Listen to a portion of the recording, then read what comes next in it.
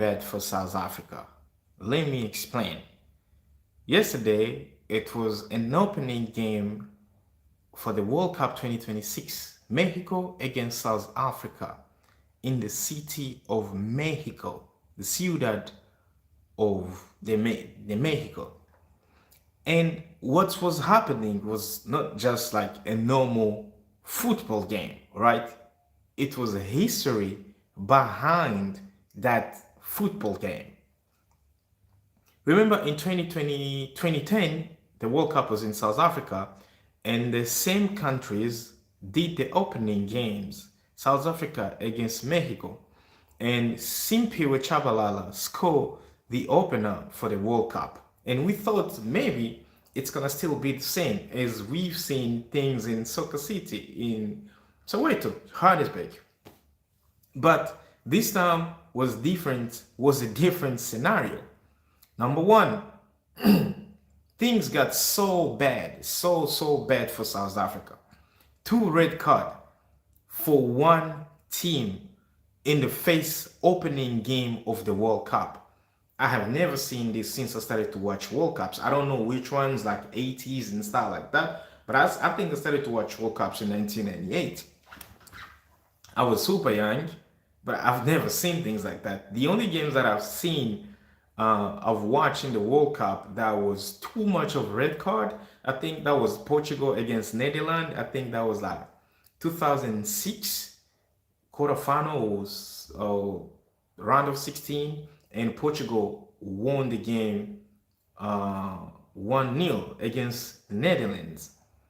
So yesterday, it was a different scenario. Number one, we're going to have to blame the South African coach, Hugo Bruce. He made a terrible mistake, guys. I don't know what you guys saw yesterday, but he played five defenders, like five defenders. Even me, if I become a coach today, I will never going to play that Mexico team with this South African team full of talents from Mamelodi, from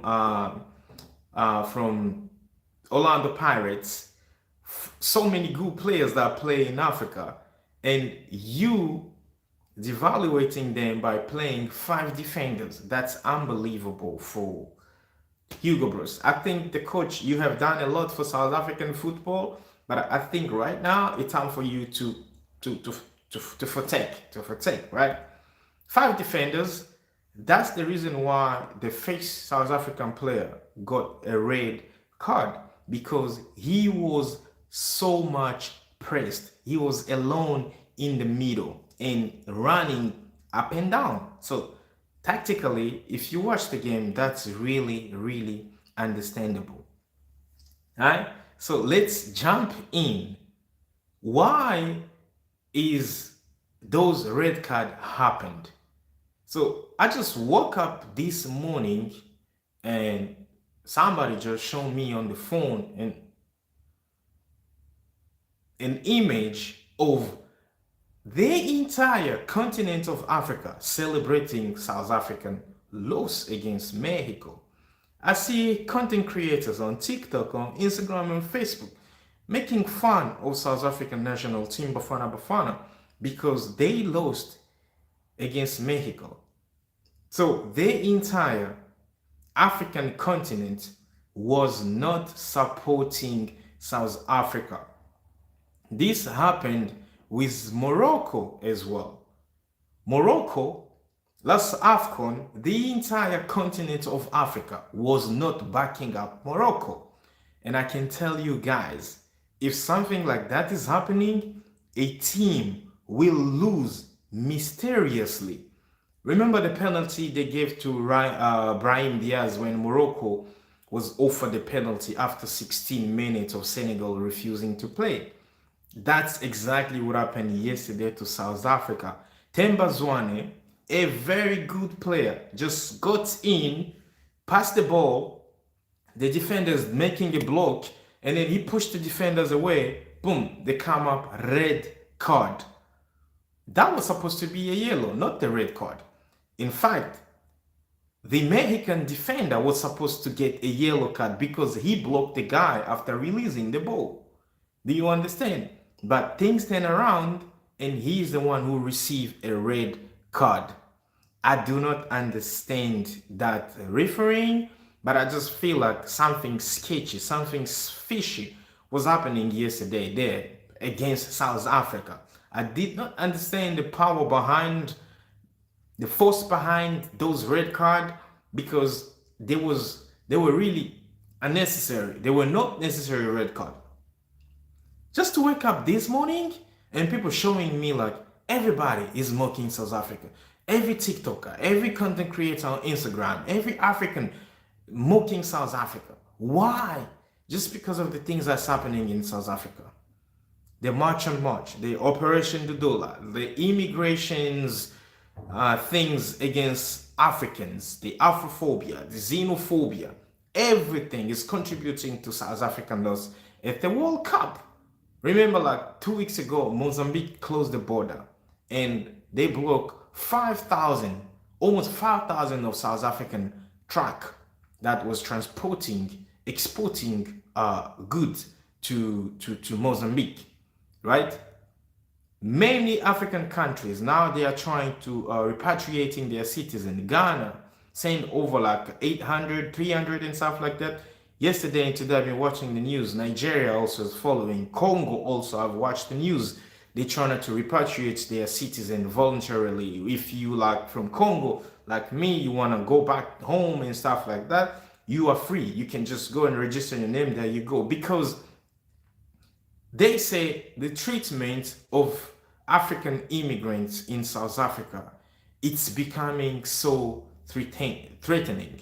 Like people are not living in peace anymore. You've seen so many videos of foreign national got beaten up, especially in KwaZulu-Natal, people closing down their spaza shop and all those kind of things. And that's, it's a powerful motivation for Africans and content creators to mock South Africa. But what a minute, if we reflect back toward our behavior, remember in the Bible, even Jesus said that if someone is slapping you on the left cheek, give him the right cheek so he can slap you again. At the end of the day, they will realize that they were very, very wrong, and you will be the winner. And this is one of the things that I've learned as I'm getting older. I just see like the best revenge is to move on. The best revenge is to let it go. Because if this door is blocked, another door is going to be open for you, right? If you keep on focusing on the blocked door, the open door is not going to welcome you, because it's all about time, and time is always talking. Do you understand? So for me, it was super unnecessary for Africans, especially those ones that they've never been to South Africa, like complaining and rioting. And I do understand the feelings as a foreign living in South Africa. And as I've lived in South Africa, I also understand people in South Africa. Therefore, those ones that have never been in South Africa, they do not understand things completely. It's more about educational content, not just like randomly speaking about these kind of topics and stuff like that, right? We got to go back to how the number one country in Africa that has as many as African immigrants in African continent, it's still South Africa. And then second, we come with Cote d'Ivoire with like a 2.5 millions immigrant from Africa. South Africa is topping with almost like a 4.4 millions, 4.5 millions of legal immigrants, the one that they are being counted, beside mentioning illegal. So some people say there is so many, some people say it's 4 point something and stuff like that. But I do believe they cannot go over 5 millions immigrants, whether they are legal or illegal. They cannot go like that, because there are so many people that have been naturalized as African. Some other immigrants became citizen just like by normal procedures and stuff like that. They became South African. So South Africa is one of the country in Africa that deserves so much respect because it accommodates a lot of people from African descent.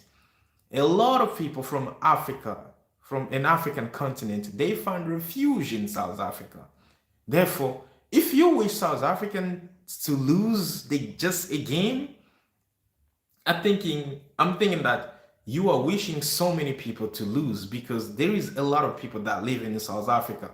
Name me a nation: Moroccans, Tunisians, Egyptians, Ethiopians, Somalians, Nigerians, Ghanaians, Congolese, Zimbabweans, Eritreans, Mozambicans, Senegalese, Malians, Ivory Coast. Not so many. Cameroonians. There are so many people like from Africa that live in South Africa. Therefore, you cannot really reciprocate the bad things that some individuals in South Africa just wake up tomorrow, today, go there, march and march because one nigga from Nigeria bumped Jacinta and stuff like that, broke her heart and stuff like that. And you say like, no, you're marching for Africans because we are under xenophobia here. Okay, I do understand that, but also you have to think about the people that live here peacefully. Because if you're trying to compare the majority of South Africans that are xenophobic, which is, I'm not saying they are not, few are xenophobic. I have seen it for my 15 years that I've been living in South Africa, but that does not even constitute about 2% of South Africans, because South Africa is a country of 64 million people. And if you do the march and march, they don't even go over like 20,000 people. They are movement. And 20,000 people, I don't know, it's like 0.0% of 64 millions of South Africa.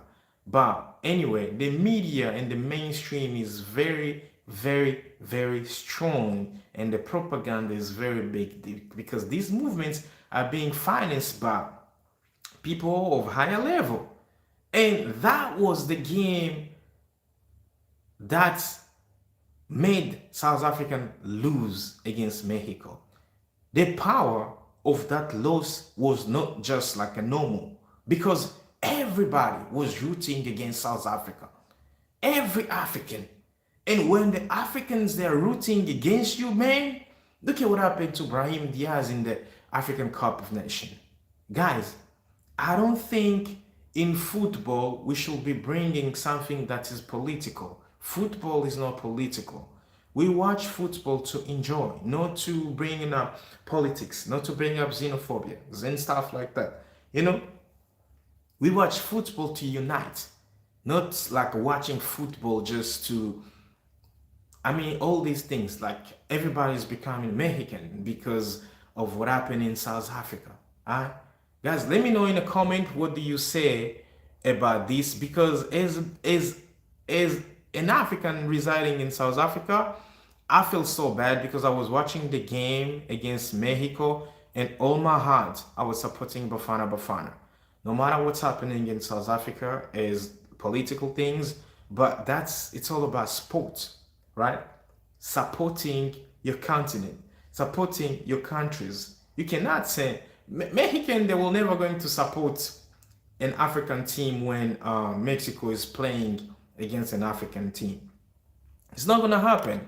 Therefore, we also need to learn how to support ours. Love yours, right?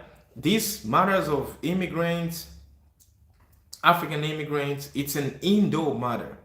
You cannot take it outdoor. Excuse me. You cannot take it outdoor like what so many people did on social media. Of course, the wish became true, and so South Africa lost, and I'm sure South Africa is going to bounce back and they will try to win the next game. So that's what happened. It was not just like a normal loss for South Africa, but it was a big loss because everybody was rooting against South Africa. Everyone was rooting for Mexico to beat South Africa. It was terrible. It was terrible, and that was literally bad for South Africa. Guys, if you're watching this, please hit the button, subscribe, activate the bell notification because I can see you watching. Please like my video, please. Like my live, and I will see you in the next video, guys. Ciao.